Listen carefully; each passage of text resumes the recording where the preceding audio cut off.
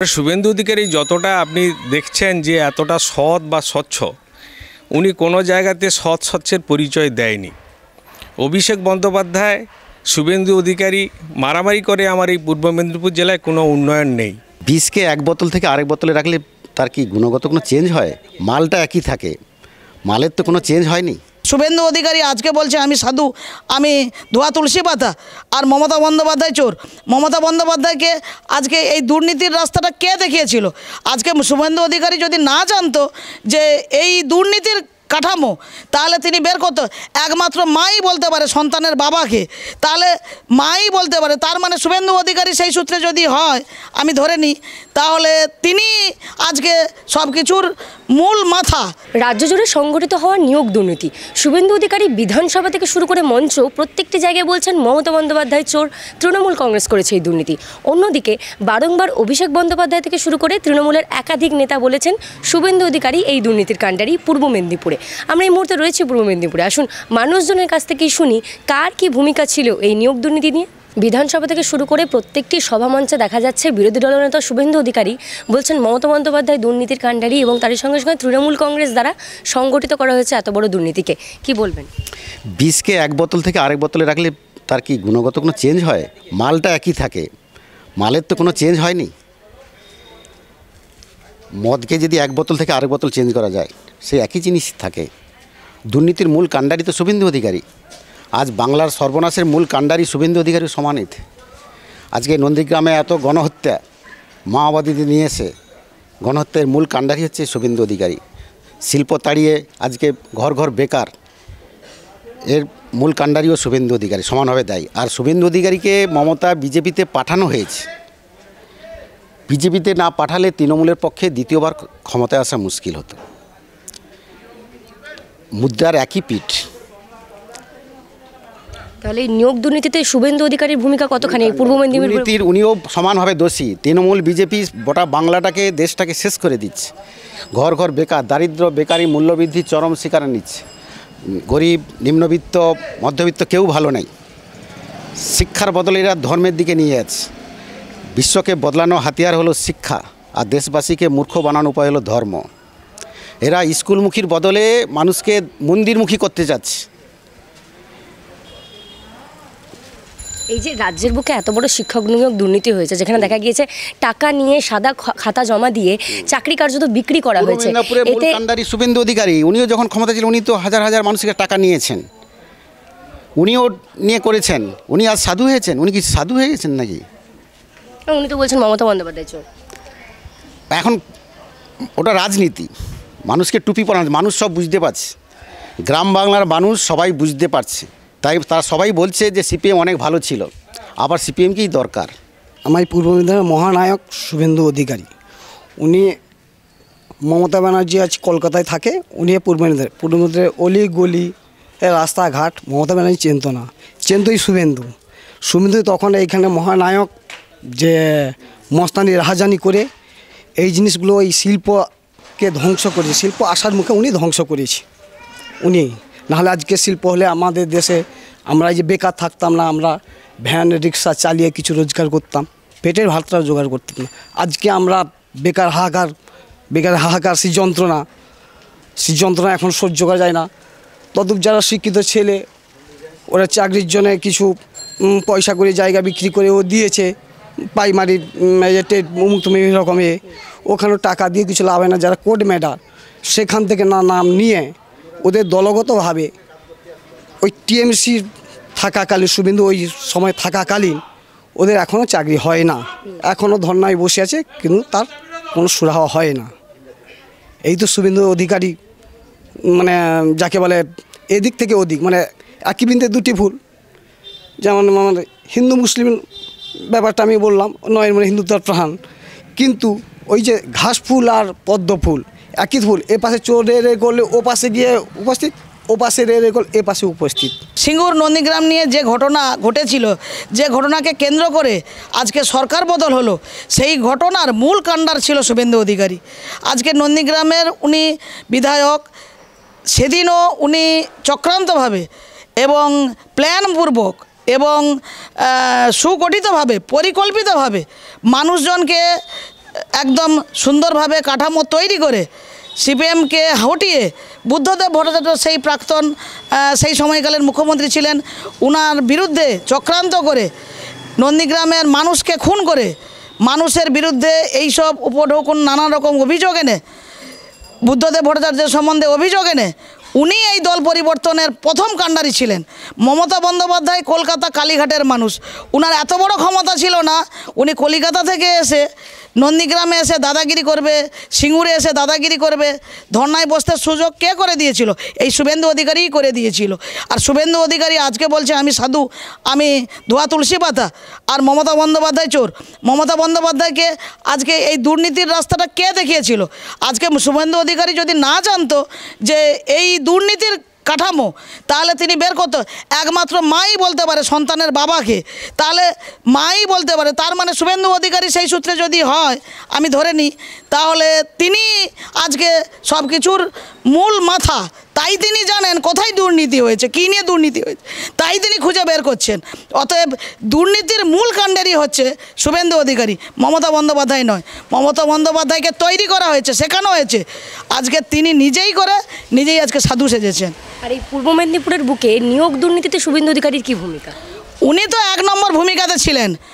উনার যিনি গুপ্তচর ছিলেন, নান্টু ভগবানপুরের দায়িত্বে ছিলেন, উনি পরিকল্পিতভাবে, এটা মানুষজনের কাছে আছে, শুধু আমার কথা নয়, উনি তাকে সরিয়ে দিয়েছেন। তিনি যদি আজকে বেঁচে থাকতেন নিশ্চয়ই উনারও কবর খোঁড়া হতো।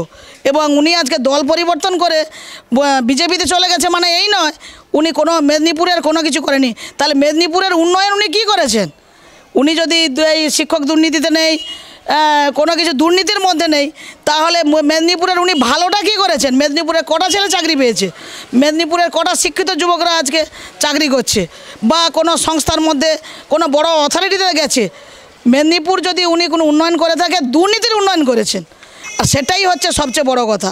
তাহলে নন্দীগ্রামে উনি জয়লাভ করলেন কী করে? ওটা তো টাকা দিয়ে, এখন বিজেপি তো যথেষ্ট পরিমাণে বাইরের থেকে টাকা আসছে, সেই টাকা দিয়ে উনি টাকা খাইয়ে মানুষকে লোভ দেখিয়ে জিতিয়েছে। নাহলে ভোটের নিরিখে যদি প্রকৃত অর্থে নন্দীগ্রামে ভোট হতো, উনি কখনোই জিততে পারতেন না। মমতা ব্যানার্জির মেধাবী ছাত্র হয়েছে শুভেন্দু অধিকারী।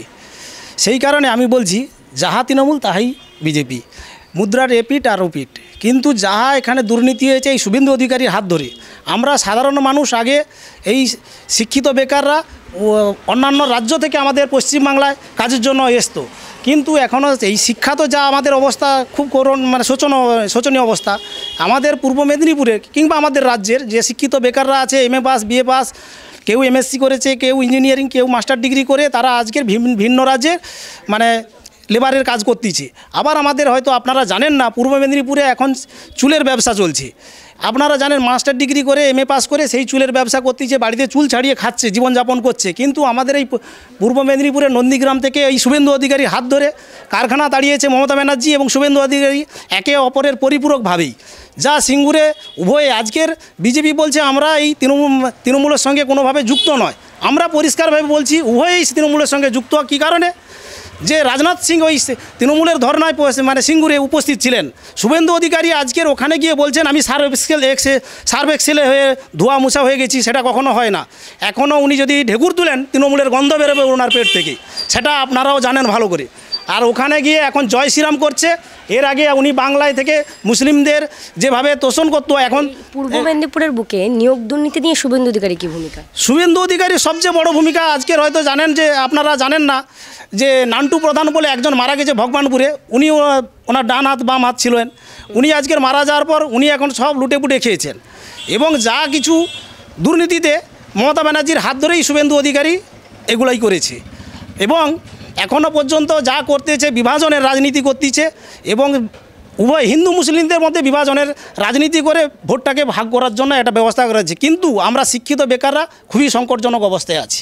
অভিষেক বন্দ্যোপাধ্যায় এবং শুভেন্দু অধিকারীর মধ্যে কোনো ফারাক নেই, একই গ্রুপের একই জিনিস, যাহাই তৃণমূল তাহাই বিজেপি।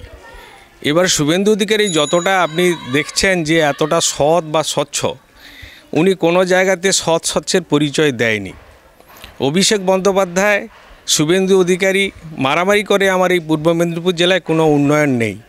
আমাদের এই চণ্ডীপুর ব্লকে উনি তো একসময় মন্ত্রী ছিলেন শুভেন্দু অধিকারী। আমাদের এই চণ্ডীপুর ব্লকের জন্য উনি কোনো কিছু করেছেন বা উনি কোনো কিছু করবেন এরকম আশ্বাস বা প্রতিশ্রুতি নেই, শুধু ঢপেরই চপ। যেখানে যায় বড় বড় হামবাড়ামি কথা বলে, সাংবাদিক থেকে সমস্ত মানুষকে একটা যেন নিজের যে একটা কত বড় আকাঙ্ক্ষা সেটাকে নিয়ে উনি পরিচয় দিতে চায়। শুভেন্দু অধিকারী ভিতরে ফাঁপা, কিছুই নাই। জনগণ এই করোনার পরে একটা আর্থিক সংকটে ভুগছে। সে আর্থিক সংকটের জন্য মানুষ কোথায় কি পাবে তার আশায় ছুটছে। কিছু টাকা পয়সা মানুষকে দান দিয়ে মানুষকে এভাবে আটকে রাখা হয়েছে, তার প্রতি ভোট নেওয়া হচ্ছে। অর্থ চারদিকে বিলিয়ে, আপনারা তো দেখেছেন কোনো মন্দিরে প্রণাম করতে গেলে 500-1000 টাকার নোট বের করে প্রণাম করেন। কোনো দিন কি কোনো সময় দেখেছেন যে একজন নেতা নেত্রী এইভাবে গিয়ে করে? সেটা ওই শুভেন্দু অধিকারী করে। আর অভিষেক বন্দ্যোপাধ্যায়ের সঙ্গে শুভেন্দু অধিকারীর যোগসূত্র সবই আছে মানুষের কাছে, কেবলমাত্র একটা ধামাচাপা দেওয়ার মতো বা একটা কি বলেন পরিকল্পনা। ওরা কোনো ফারাক নেই। যাই নিয়োগ দুর্নীতিতে শুভেন্দু অধিকারী কি ভূমিকা এই পূর্ব মেদিনীপুরে? আর প্রথম 2004 সালে যখনই হচ্ছে গিয়ে নিয়োগের জন্য বামফ্রন্ট সরকারের সময় 4000 মানুষ নিয়োগ করা হবে, 2008 সালে যখন তৃণমূল ক্ষমতায় আসে, শেষ 2008 সালে পূর্ব মেদিনীপুর জেলা পরিষদ তৃণমূল দখলে আসে, তখন এই শুভেন্দু অধিকারী লোকজন চেয়ারম্যানকে সরিয়ে দিয়ে টাকা নিয়ে 4000 মানুষকে চাকরি দিয়েছে। তো সেই শুভেন্দু অধিকারী কি বলবে সেটা তো একেবারে সবাই জানা। তো শুভেন্দু অধিকারী সম্পর্কে কার জানা নেই? একটা মাফিয়া গুন্ডা, যার সম্পর্কে কারোরই কোনো নেই। যা এখনও তো আপনারা দেখতে পান যে একটা সৎ সরল মানুষ স্বাভাবিকভাবে হাঁটতে পারে, আর এই শুভেন্দু অধিকারী স্কট নিয়ে হাঁটে, যিনি মানুষের সামনে দাঁড়িয়ে কথা বলতে পারেন না, জনগণের মধ্যে যায়, গিয়ে কিছু একটা বুলি আউড়ে চলে যায়। মমতা ব্যানার্জির ঘরে জন্মগ্রহণ করেছিল হচ্ছে গিয়ে একজন, ওই যে আমরা বলি না রাবণের ঘরে যদি না আপনার থাকতো, বিভীষণ থাকতো, তাহলে কিন্তু রাবণ মরতো না। এই এক বিভীষণ শুভেন্দু অধিকারী, এক প্রকার বিভীষণ। যে এই টাকা, এই যে আপনি বলুন না আমার বাড়ি যদি চুরি হয়, সেই টাকা এবং চোর কাউকে ধরার মতো ক্ষমতা থাকে গুড়ি। এই শুভেন্দু অধিকারী হচ্ছে মমতা ব্যানার্জি এক প্রকার গুড়ি। কোথায় টাকা রেখেছে এই জানে, কার কাছ থেকে টাকা বেরোবে এই জানে। আরও তো অনেক দল আছে, কারোর বাড়ি থেকে তো টাকা বেরোচ্ছে না। আর এই যে শুভেন্দু অধিকারী বিজেপি আপনারা বলছেন, বিজেপি কি আছে বলুন তো? টাকা ছাড়া, টাকাই এদের শেষ কথা বলে। আর দুটোই হচ্ছে একই জিনিস, যাহাই তৃণমূল তাহাই বিজেপি। ওনার বাবা উনি একদম পূর্ব মেদিনীপুরের কাণ্ডারি, মানে যুদ্ধের কি সব কিছু আমরা জানতাম যে উনি সব কিছুরই কাণ্ডারি ছিলেন। তা উনি বলছে আজকে সাধু বললে তো আমরা শুনবো না। আর আজকে বেরিয়ে গেছে, তৃণমূলের দিকে চলে গেছে, উনি বলছে মানে বিজেপিতে হয়ে গেছে, আমি সাধু হয়ে গেছি। না, আমি বলবো উনি আসল চোর, আর উনি সব কিছুর জন্যে কাণ্ডারি। আর উনি আজকে আমাদের মানে পূর্ব মেদিনীপুরের উন্নতি সব কিছু অবনতি করে দিয়েছেন। এছাড়া আমাদের আর কোনো বলা নেই। শুভেন্দু অধিকারী সবই অবনতি করেছেন। আজকে আমাদের গরিব দুঃখী ছেলেরা খেতে পাচ্ছে না, দুদিন কোথায় যাচ্ছে, বাইরে কাজ করতে যাচ্ছে। তাহলে আমাদের আজকে কী দিন চলছে? ছেলেদেরকে বাইরে পাঠিয়ে দিয়ে আমাদের কত কষ্ট হচ্ছে, সেটাও তো ওদের চিন্তা করা উচিত। হ্যাঁ, আমি বলবো উনি দুর্নীতির অবসান, উনি আগে আমাদের পূর্ব মেদিনীপুরের সব কিছু শেষ করেছে উনি। আজকে উনি বললে শুনবো না যে আজকে আমাদের চলে গেছে বিজেপিতে বলে উনি হয়ে গেছে। না, উনি সব কিছুর ঘটনার কাণ্ডারি, উনি অন্য কিছু হতে পারে না। বিধানসভা থেকে শুরু করে মঞ্চে মঞ্চে শুভেন্দু অধিকারী বলে বেড়াচ্ছেন মমতা বন্দ্যোপাধ্যায় চোর। আমরা ছিলাম পূর্ব মেদিনীপুরে, সেখানকার জনগণের সঙ্গে কথা বললাম। তারা বলছে নিয়োগ দুর্নীতির কাণ্ডারি শুভেন্দু অধিকারী, এবং তারই সঙ্গে তকমা দিচ্ছেন নিয়োগ দুর্নীতির মহানায়ক শুভেন্দু অধিকারীকে। এখন এই বিষয়ে আপনাদের কি মতামত জানান কমেন্ট বক্সে। ক্যামেরা দীপের সঙ্গে ঐশী, হাও, পূর্ব মেদিনীপুর।